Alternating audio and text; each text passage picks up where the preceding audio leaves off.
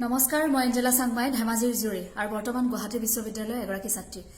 আজি আচলতে আপোনালোকৰ আগত নাগৰিকত্ব সংশোধনী বিধেয়কখন কিয় বিৰোধিতা কৰোঁ তাৰ যুক্তি দাঙি ধৰি থাকিবলৈ অহা নাই। প্ৰতিবাদ কৰি আহিছোঁ, যথেষ্ট ভাগৰো লাগি আছে। আপোনালোকৰ ওচৰত কেইটামান অনুৰোধ আছিল আৰু সেই অনুৰোধ কেইটালৈ আপোনালোকৰ মাজলৈ এনেদৰে আহিছোঁ।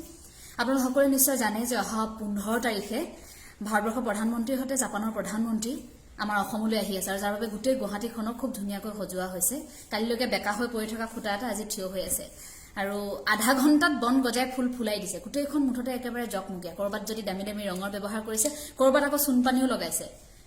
আপোনালোকৰ ওচৰত কেইটামান অনুৰোধ। প্ৰথমটো অনুৰোধ সংবাদ মাধ্যমলৈ, এইকেইদিন আপোনালোকে যি বাতৰি পৰিৱেশন কৰিব সেয়া কিন্তু শুদ্ধ আৰু সত্য হ'ব লাগিব। কাৰণ আমি আগতেও দেখিছোঁ কৰবাত যদি কলা পতাকা প্ৰদৰ্শন কৰা হয়, বাতৰিত যদি লিখা হয় সেয়া কথা, অন্যফালে কিন্তু পৰিৱেশন কৰে যে সেয়া উষ্ম আদৰণি জনোৱা হৈছে। গতিকে শুদ্ধ আৰু সত্য বাতৰি আমি আপোনালোকৰ পৰা বিচাৰিম।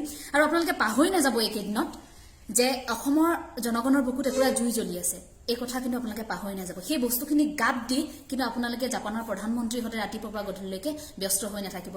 আপোনালোকলৈ এয়া অনুৰোধ। কাৰণ সম্পূৰ্ণ পৰিকল্পনাৰে ভাৰতৰ প্ৰধানমন্ত্ৰী অসমলৈ আহিছে। কাৰণ জানে অসমীয়া মানুহৰ আৱেগৰ কথা যে কেইদিনমান আন্দোলন কৰি আছে, আমি যদি গুচি যাওঁ এইখিনি সময়ত গোটেই সংবাদ মাধ্যম আমাৰ লগত ব্যস্ত হৈ থাকিব। গতিকে এইখিনি সময়ত এনেও এই আৱেগিক মানুহখিনি এনেও ঠাণ্ডা হৈ পৰিব। গতিকে সেয়া কিন্তু আপোনালোকে হ'বলৈ দিব নোৱাৰিব। দ্বিতীয়টো অনুৰোধ শিল্পী সমাজলৈ। আপোনালোকক অনুৰোধ জনাম, আপোনালোকে কোনো কাৰণতে তাত অনুষ্ঠান পৰিৱেশন নকৰিব। বিহু আমাৰ আৱেগ।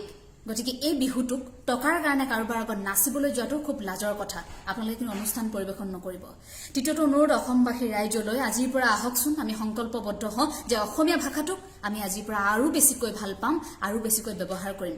অনুৰোধ জনাম, কোনো যাতে পোষ্টাৰ বেনাৰত বেলেগ ভাষাৰ ব্যৱহাৰ নহয়, কেৱল অসমীয়া ভাষাৰ ব্যৱহাৰ হওক। কাৰণ আমাক যিসকলে হাঁহি আছে যে আমি অসমীয়া ভাষাটোক নিজেই ব্যৱহাৰ নকৰোঁ, অথচ আমি ক'বলৈ যাওঁ আমাৰ ভাষা সংস্কৃতি হেৰাই যাব। কিন্তু তেওঁলোকক কৈছোঁ, ইংৰাজী ভাষা আমি ব্যৱহাৰ কৰোঁ, ইংৰাজী আমি শিকোঁ জ্ঞানৰ বাবে, কিন্তু অসমীয়া মাতৃভাষা আমাৰ প্ৰাণ।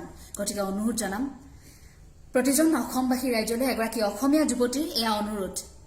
এই যি পৰিকল্পনাৰে ভাৰতৰ প্ৰধানমন্ত্ৰী অসমলৈ আহিছে, সেই পৰিকল্পনাক কিন্তু পূৰ্ণ হ'বলৈ দিব নোৱাৰি। অসমীয়া ৰাইজ আজি যেনেকৈ জাগিছে, এয়া আৱেগিক জাগৰণ নহয়, এয়া বিবেকেৰে যুঁজাৰ সময়। গতিকে আপোনালোক সকলো যেনেকৈ ওলাই আহিছে, ওলাই আহক। আমিও এতিয়া আকৌ যাম, অনশনত বহিম নাগৰিকত্ব সংশোধনী বিধেয়কখন। যিহেতু কোনোদিন সমৰ্থন কৰা নাছিলোঁ, সদায় বিৰোধিতাই কৰি আহিছোঁ আৰু বিৰোধিতা কৰি যাম। এই নাগৰিকত্ব সংশোধনী বিধেয়কখন তীব্ৰভাৱে বিৰোধিতা কৰিছোঁ।